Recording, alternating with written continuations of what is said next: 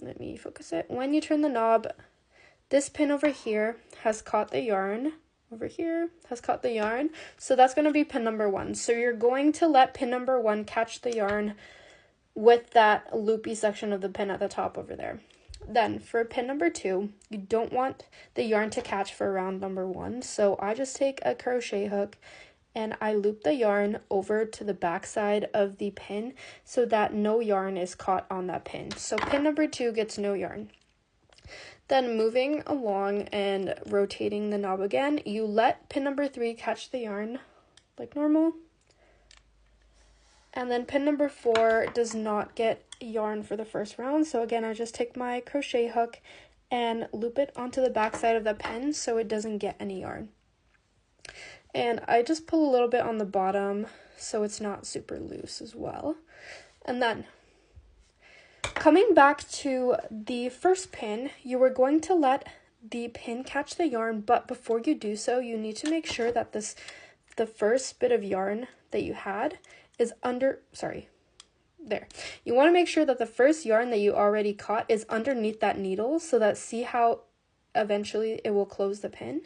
So right now I'm going to open it again because it hasn't caught the yarn yet, but once, I need to make sure it's in the screen. So once you see this pin number 1 coming back and you're trying to catch the yarn now, you need to make sure that that first strand, which you can see over here, is underneath that needle, which it is. So I'm just going to let the pin catch the yarn like normal.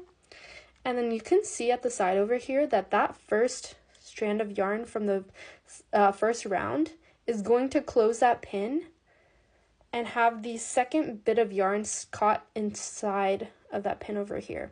And then this bottom loop is going to come up and over and then go down in the center of the circle over here, and knots are going to begin to form. So that's how the mechanism works. So you need to make sure that for each first loop of yarn, it is going underneath that bottom needle section.